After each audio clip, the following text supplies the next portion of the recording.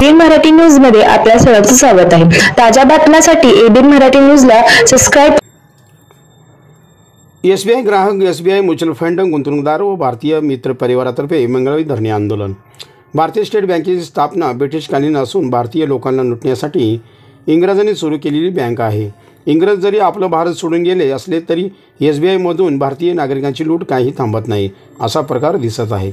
SBI mutual फंडाचे अधिकारी SBI mutual fund हे स्टेट बँकेची असल्याचे सांगत एसबीआय म्युच्युअल फंडमध्ये काही अडचण निर्माण झाल्यास स्टेट बँक ऑफ इंडिया बाबत दायित्व घेईल, अशा प्रकारचे वाक्य सांगून गुंतवणूकदारांना दिशाभूल करीत गुंतवणूक घेत आहेत।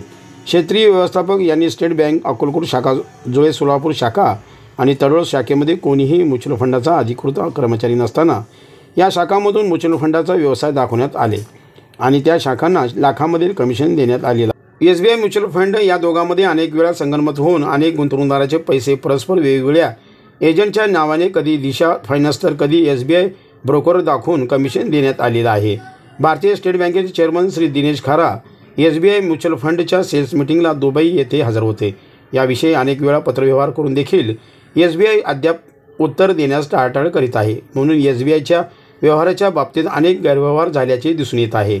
भारतीय स्टेट बँकेतून खाजगी कंपन्यांचे कामे बंद व्हावे आणि दोषीवर कायदेशीर कारवाई व्हावे, अन्यथा भारतीय मित्र परिवार व सर्व नागरिक आपले भारतीय स्टेट बँकेतील खाते बंद करतील, असे सांगितले।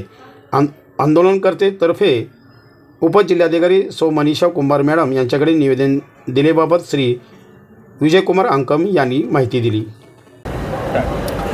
मी विजयकुमार वासुदेव अंकम।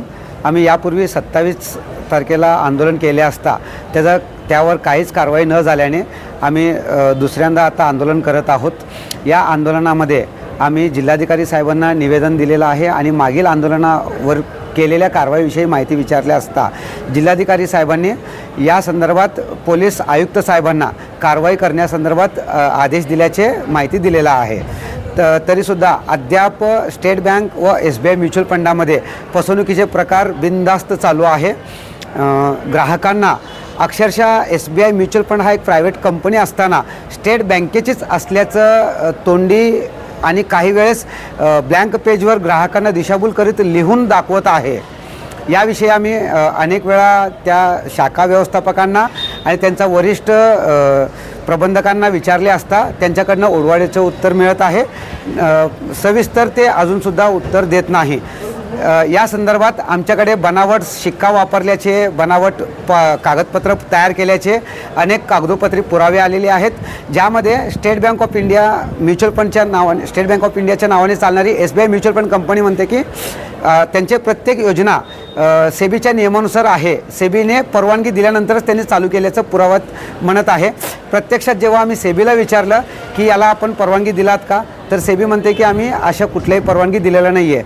म्हणजे इतकं बोगसगिरी एसबीआय म्युच्युअल फंडाच्या नावाने चालू आहे, जो यापूर्वी जेव्हा ब्रिटिशांनी भारतीय लोकांना लुटण्यासाठी ज्या बँकेची स्थापना केली होती स्टेट बँक ऑफ इंडिया, त्यातून अजूनसुद्धा ब्रिटिश लोक जरी गेले असतील भारताबाहेर, पण लूटमार भारतीय जनतेचा अजूनसुद्धा चालू आहे।